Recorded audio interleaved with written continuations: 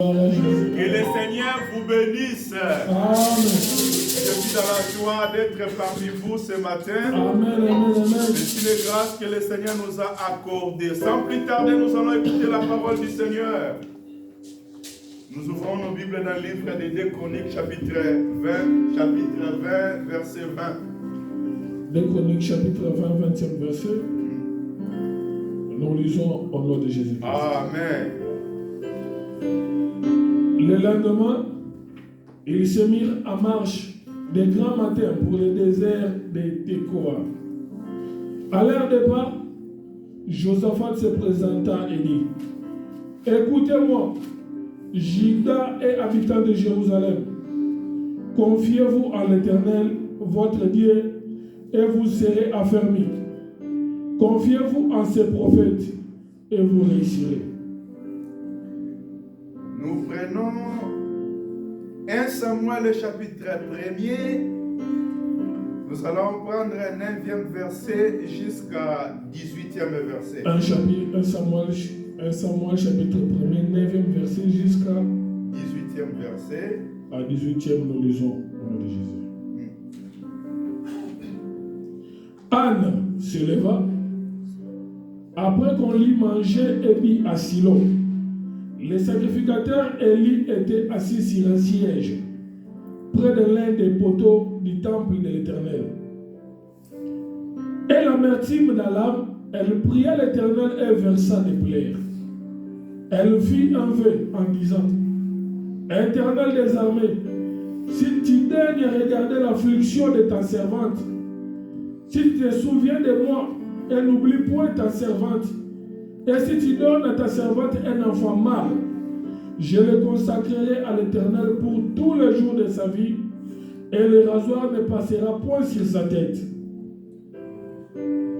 Comme elle restait longtemps à prière devant l'Éternel, Élie observa sa bouche.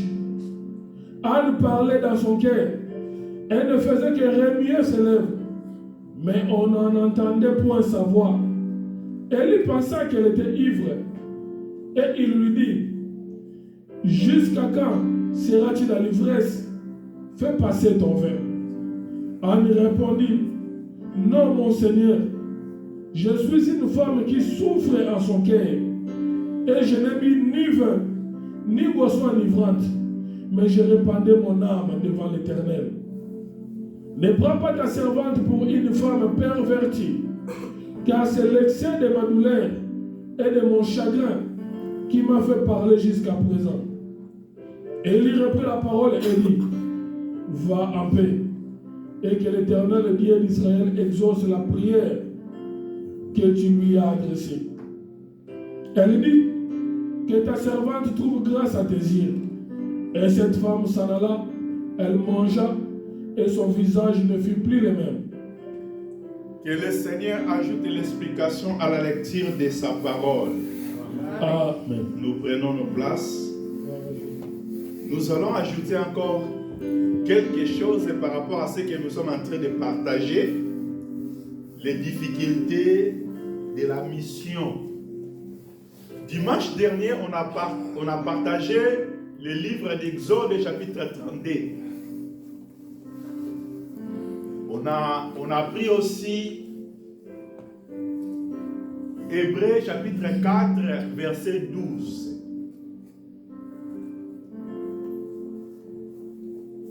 C'est là ce qu'on a partagé dimanche dernier. Qu'est-ce qu'on a parlé? Je vais faire un peu de résumé pour un peu de rappel. C'est-à-dire, le peuple, il était dans le désert. Pendant que le peuple était dans le désert, c'est le Seigneur qui a appelé Moïse de monter dans sa présence. Pendant que Moïse était absent parmi le peuple, il y a le peuple qui sont allés vers Aaron pour dire que Aaron, nous ne savons pas ce qui se passe pour Moïse, l'homme qui nous a délivrés de l'Égypte.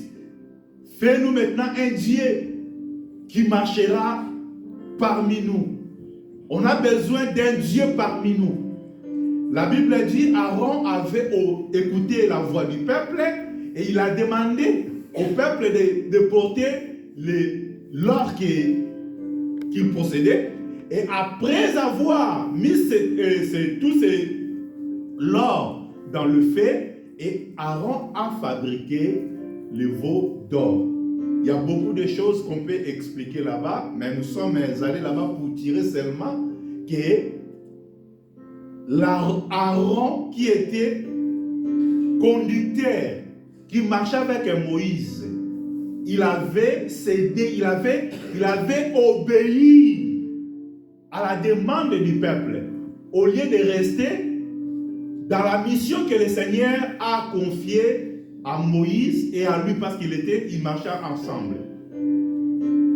Je suis allé là-bas pour dire que dans nos vies, on a des responsabilités, étant que quand le Seigneur nous établit comme des conducteurs, le Seigneur nous donne des responsabilités.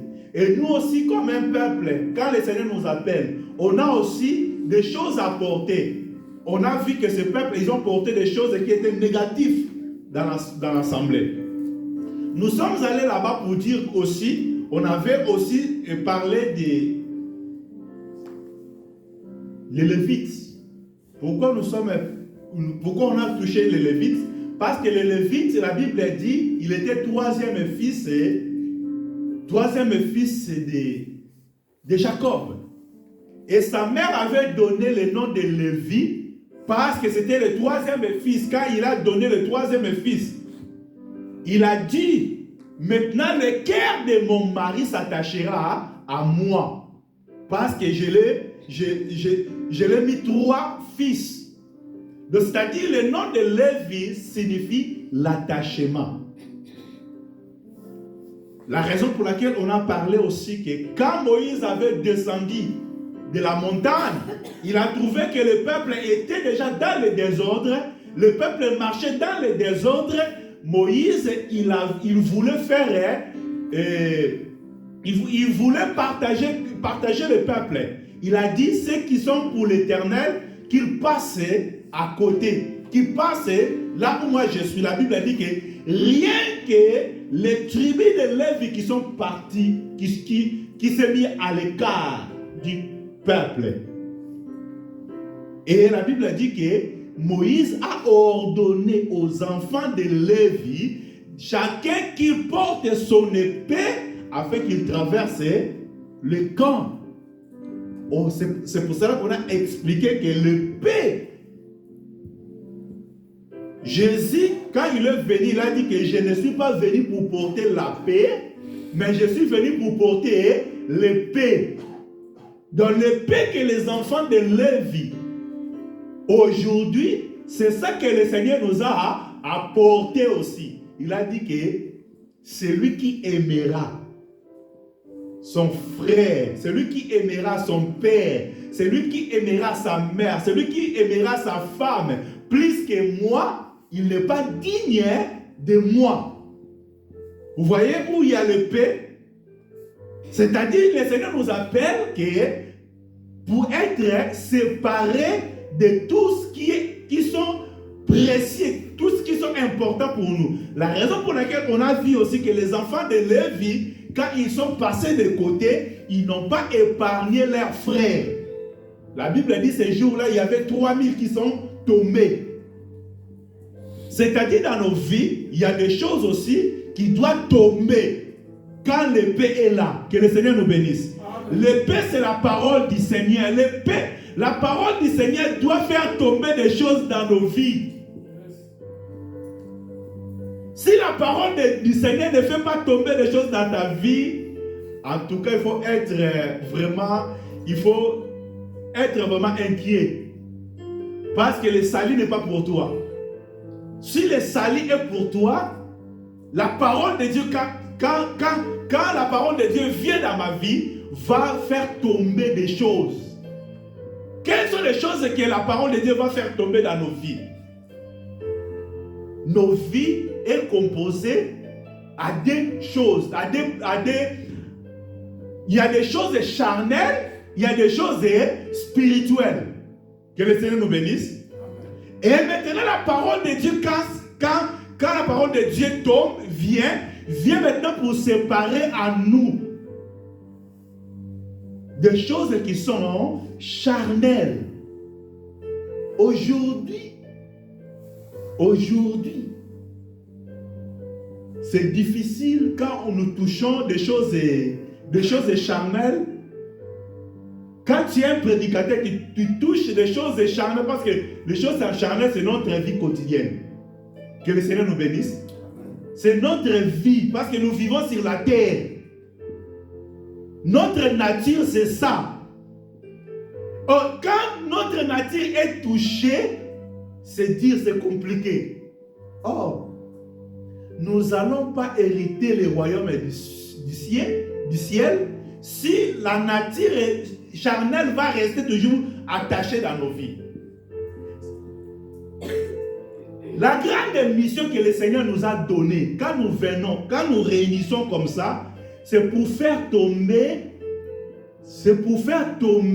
tous ceux qui sont charnels dans nos vies.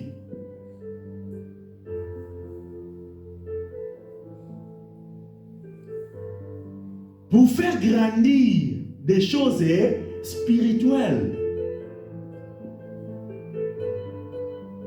Parmi nous, comme ça, on a besoin que les dons de l'esprit se manifestent parmi nous.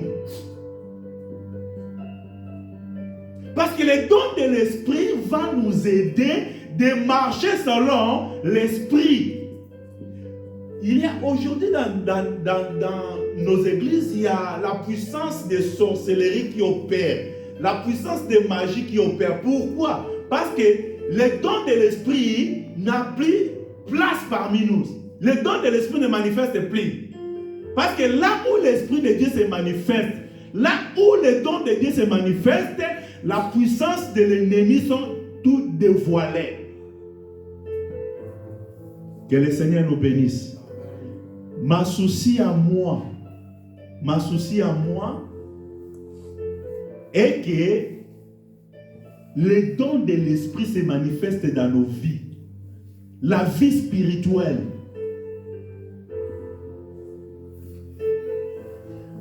Et je ne sais pas, c'est l'un de mes faiblesses dans ma vie. C'est l'un de mes faiblesses dans ma vie. Dans les choses de Dieu, quand nous sommes réunis, de me contempler seulement, de voir des choses physiques.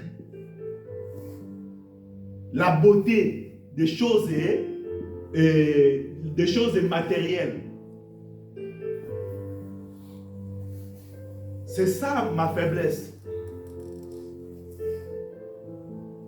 On a besoin, parce qu'on a l'homme intérieur et l'homme extérieur. Ma souci à moi, que l'homme intérieur grandisse, que l'homme extérieur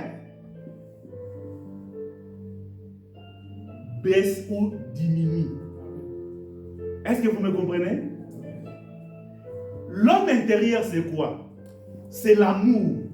L'homme intérieur, c'est quoi? C'est la patience. L'homme intérieur, c'est quoi? Donc, toutes ces choses-là, les fruits de l'esprit qu'on a besoin, qui se manifestent au milieu de nous. Mais dans nos églises aujourd'hui, c'est difficile de voir de telles choses.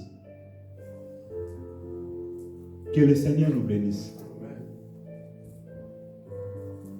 Jésus a dit, aimez-vous les uns les autres. Aimez-vous les uns les autres.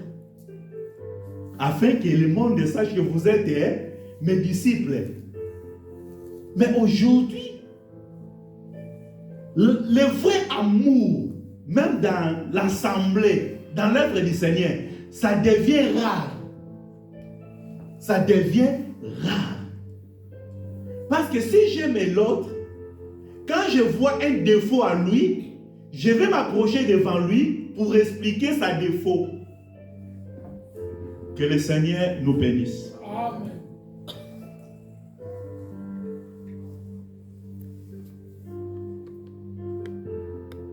L'épée doit faire son travail. L'épée, c'est la parole du Seigneur. Nous tous, nous serons enseignés par Dieu. C'est le Dieu qui est enseignant. Que le Seigneur nous bénisse. Amen. Je ne vais pas aller vraiment dans les détails de toutes ces choses. La Bible dit, ce matin, nous voulons ajouter quelque chose dans le livre de 2 Chroniques, chapitre 20, verset 20. Israël, il était en guerre, il était encerclé. Il y a toutes les nations qui sont réunies pour aller combattre contre Israël. Et les peuples qui étaient réunis, ils étaient nombreux. Israël a regardé et leur nombre était vraiment pas nombreux. Et Israël a commencé à trembler. Mais qu'est-ce qu'on peut faire?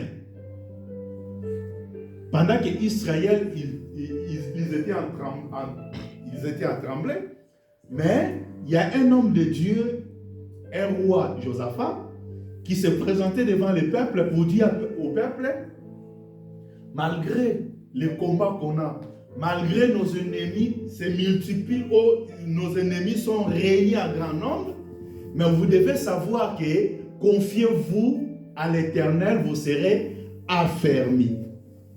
Il y a des choses qu'il a parlé. Et confiez-vous à ses prophètes. Confiez-vous à ses serviteurs et vous serez prospères ou vous réussirez.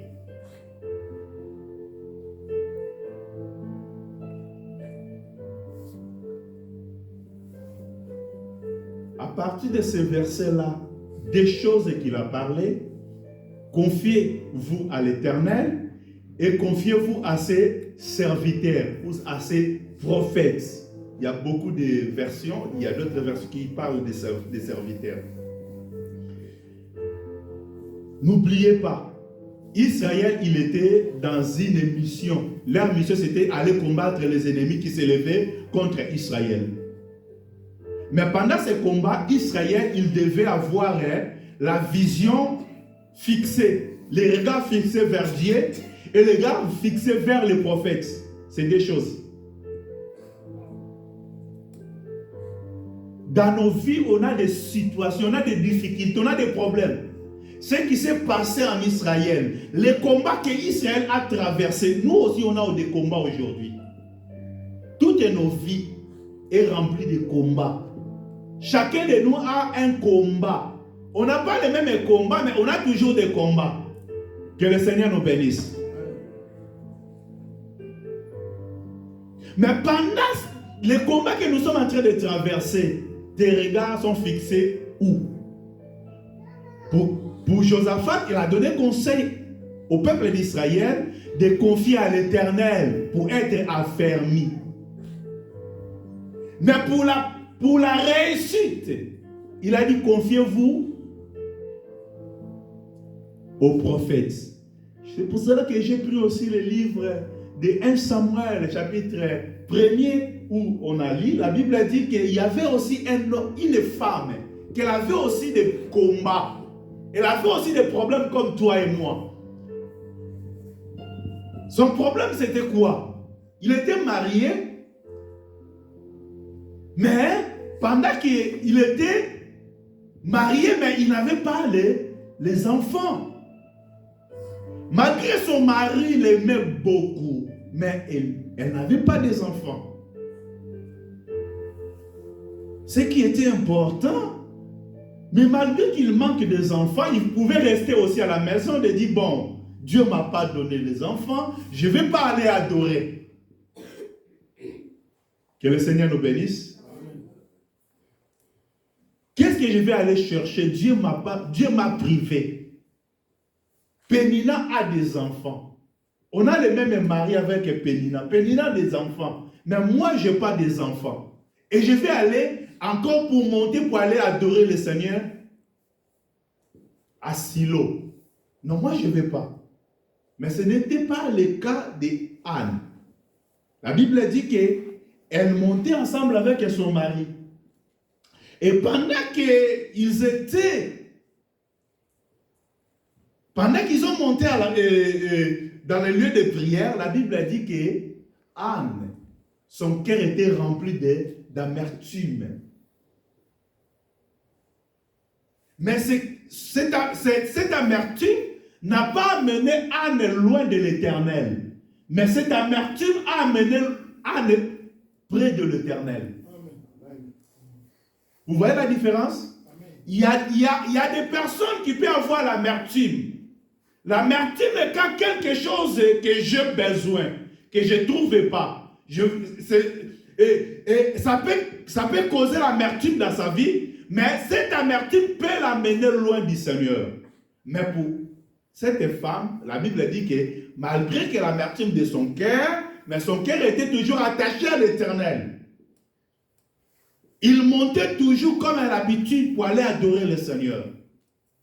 Et pendant qu'il était dans le sanctuaire, la Bible dit qu'elle priait. Mais pendant qu'elle priait, les paroles ne sortaient pas. Seulement des gestes. Mais pendant qu'elle restait beaucoup de temps dans la prière, il y a le sacrificateur Élie. Le sacrificateur, il a observé Anne pendant longtemps. Il a observé, il a approché. Il a approché près de Anne. Qu'est-ce qu'il a dit? Il a dit jusqu'à quand? Jusqu'à quand tu resteras dans cet état? Tu ne peux pas aller passer ton ivresse dehors.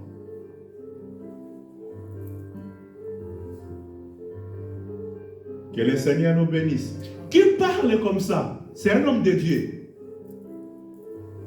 C'est un homme de Dieu. Pourquoi il parle comme ça? Il parle par rapport à son observation. Bien-aimés dans le Seigneur, les hommes de Dieu, remplis de la puissance du Seigneur, ils parlent des choses selon Dieu, ils parlent aussi des choses selon l'homme. Est-ce que vous me comprenez bien? Là, ce n'était pas Dieu qui a parlé à Élie, mais c'est lui. Qu'est-ce qu'il a fait? Il a observé. Pourquoi il a observé? Elle connaît cette femme il y a longtemps. Elle ne connaît jamais cette femme à cette attitude-là. Mais cette fois-ci-là, il a trouvé que cette femme était étrange. Il a jugé selon l'homme. Que le Seigneur nous bénisse. Étant qu'un homme de Dieu, il a parti de Dieu. C'est Dieu qui a parlé, c'est Dieu qui a donné. Mais l'homme aussi a ses jugements. Que le Seigneur nous bénisse. Dieu m'a établi comme un conducteur. Je vais parler des choses venant de Dieu. Je vais parler des choses aussi qui viennent de moi. Tous les serviteurs qui marcheront avec nous ici, ils peuvent communiquer des choses venant de Dieu. Ils peuvent aussi donner des choses venant à nous. Nous sommes pas inséparables avec le corps. Ce qu'Élie avait fait, c'était son jugement à lui. Il a observé parce qu'il connaissait bien cette femme. Mais ce qui est important, c'est la réponse de Anne. C'était la réponse de Anne. Anne a dit non, l'homme de Dieu, ne traitez pas ta servante comme une femme pervertie. Comme une femme, mais c'est l'amertume de mon cœur, c'est l'amertume de mon âme. Bien-aimé dans le Seigneur, mets-toi à la place de cette femme. Si c'était à notre époque aujourd'hui, un conducteur, un lévite, et quelqu'un que Dieu a établi, il te traite de la manière que Élie avait traité cette femme. Ta réponse sera comment? Tu vois, c'est des pasteurs, sont des païens. Hein? Tu vois, ce pasteur-là, il est païen. Regarde son jugement. Hein? Ils connaissent même pas l'état d'âme de sa fille, des fidèles de son église. Regarde sa façon de parler. Je pense que Anne devait aussi quitter l'église. Non, je ne vais plus là-bas. Le pasteur là, il est païen. Si ils ne savent même pas discerner ce que je suis en train de traverser, est-ce qu'il est un homme de Dieu? Non, il n'est pas un homme de Dieu. Le Seigneur nous bénisse. Non, il n'est pas un homme de Dieu. Non, un homme de Dieu ne peut pas parler comme ça. Mais la Bible dit, Anne, malgré ce que l'homme de Dieu avait parlé, la Bible a dit non, l'homme de Dieu. On va lire là, on va lire, on va.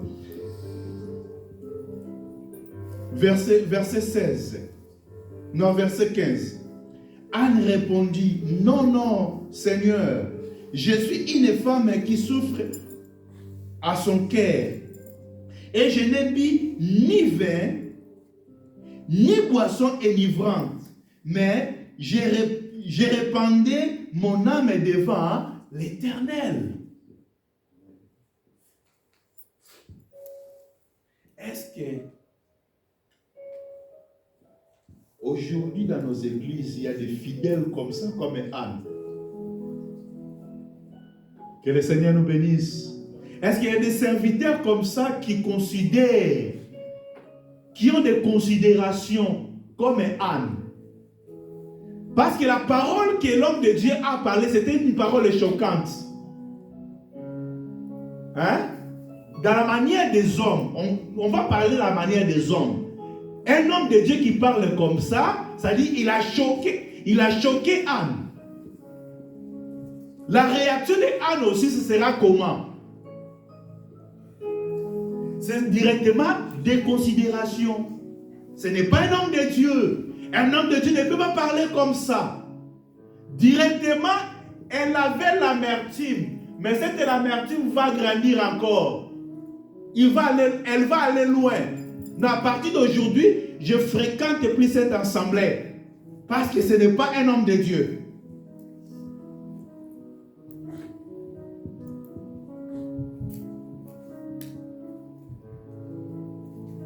Mais c'était dans le cœur d'Anne, la considération qu'Anne avait à travers cet homme qui a poussé aussi Anne de ne pas aller au-delà, de ne pas sortir.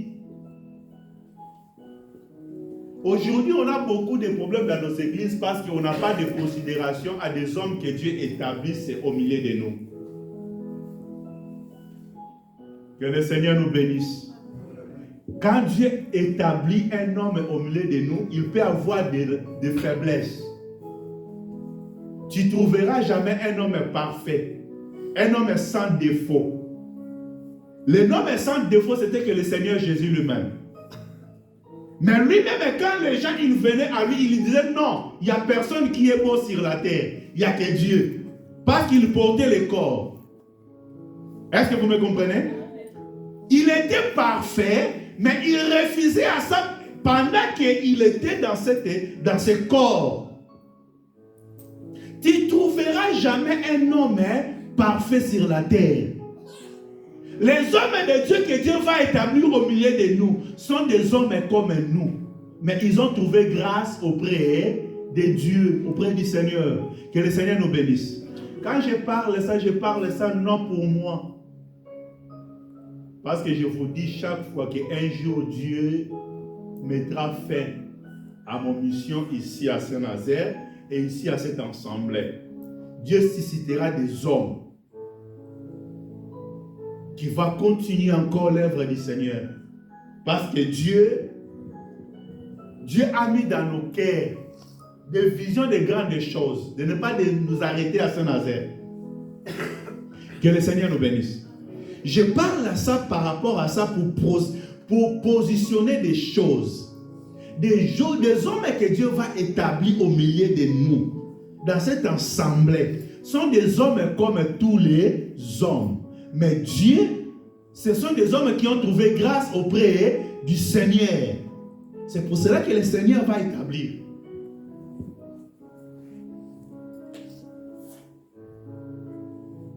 Il y a un autre problème qu'on a aujourd'hui.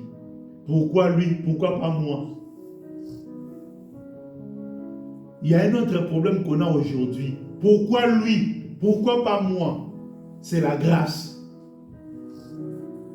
Si c'est lui, c'est la grâce. Si ce n'est pas moi, c'est grâce que Dieu a trouvé grâce. C'est lui a trouvé grâce auprès du Seigneur. Et tant que les hommes, dans la chair, ces choses, on aura toujours dans nos vies. Que le Seigneur nous bénisse. La Bible dit, cette femme, elle n'a pas répondu négativement devant un homme de Dieu. Malgré les choses qui n'étaient pas bien selon les hommes comme ça, mais comme dans son cœur, il y avait l'amour, comme dans son cœur, il y avait la considération, il a répondu toujours favorablement. La Bible dit, après avoir répondu comme ça, c'est l'homme de Dieu maintenant qui prend la parole.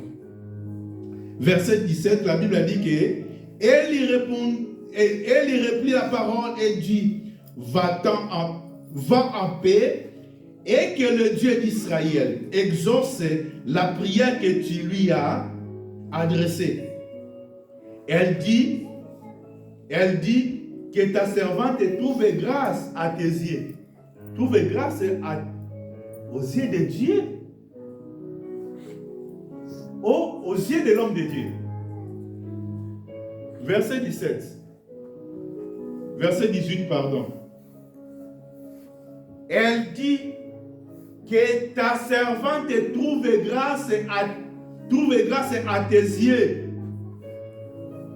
Et cette femme s'en alla et mangeant, et son visage fit plus le même. C'est-à-dire, nous connaissons l'histoire, nous n'allons pas aller là-bas, parce qu'après, il a eu l'enfant qu'on appelle Samuel. Ok? Mais elle a eu cet enfant après avoir que l'homme de Dieu a déclaré quelque chose dans sa vie. Il y a des choses que tu peux prier. La prière, c'est important. Nous sommes tous appelés de prier. C'est important. Je vous ai enseigné que Dieu attend de nous d'être des fils, pas des enfants. Ok? Un fils, c'est quelqu'un qui connaît comment il peut saisir Dieu, comment il va prier, comment marcher avec Dieu. C'est un fils. Mais malgré que quand tu seras fils, même si tu es fils aujourd'hui, mais il y a des choses dans la vie. Il y a des choses dans la vie qui nécessitent une déclaration des hommes et de Dieu. C'est Dieu qui a établi comme ça. Tu ne changeras pas ça. Que le Seigneur nous bénisse.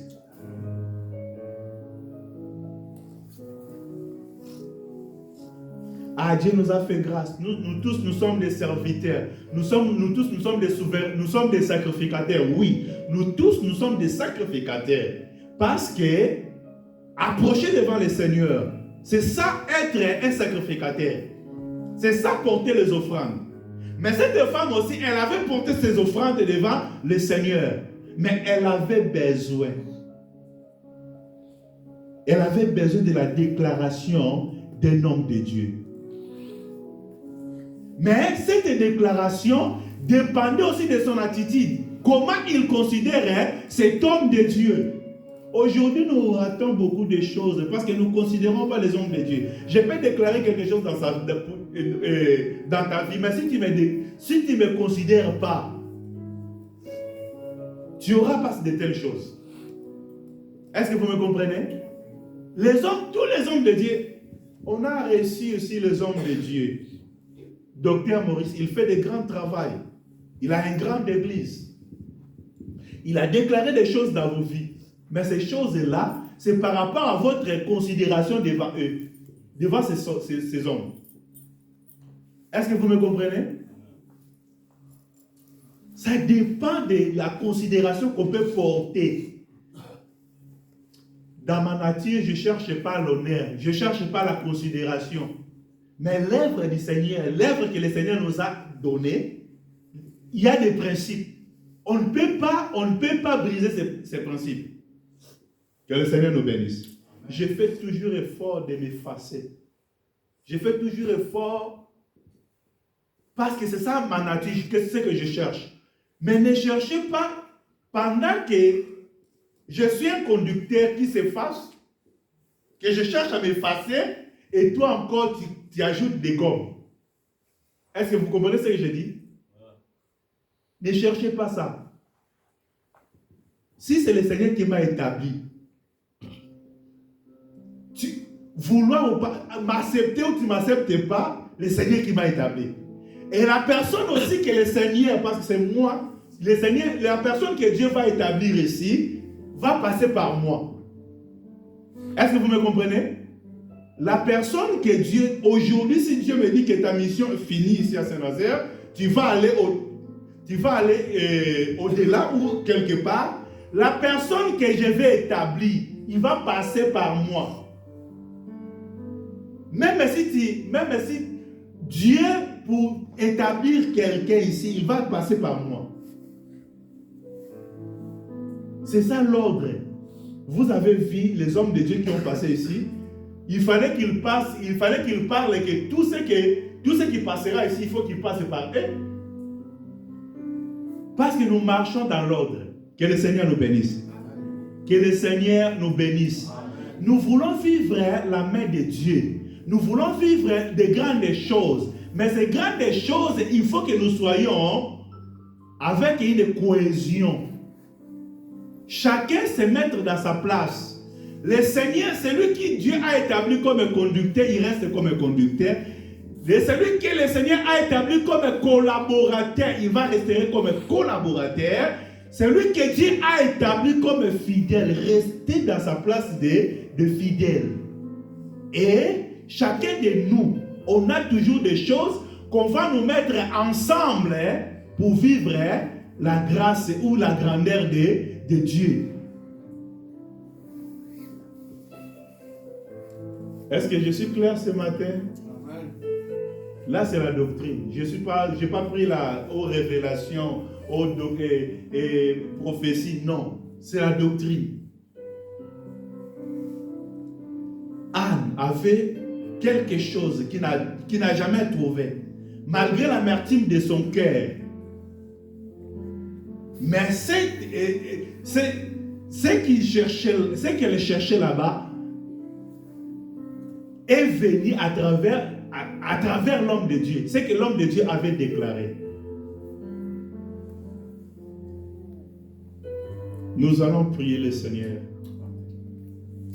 Nous allons mettre debout. On a besoin de prier, on a besoin de recommander cette œuvre entre les mains du Seigneur. On a une grande mission. Et cette mission, chacun de nous, on a des grâces, on a des choses que le Seigneur nous a données. Aujourd'hui, je mets un point virgule. Mais je voulais que ce qu'on a partagé produise des fruits. Parce qu'on a une mission. Cette mission, le Seigneur nous a mis. Ce n'est pas hasard si le Seigneur t'a mis dans ce lieu. Ce n'est pas hasard si le Seigneur t'a amené dans ce lieu. Il y a quelque chose à apporter.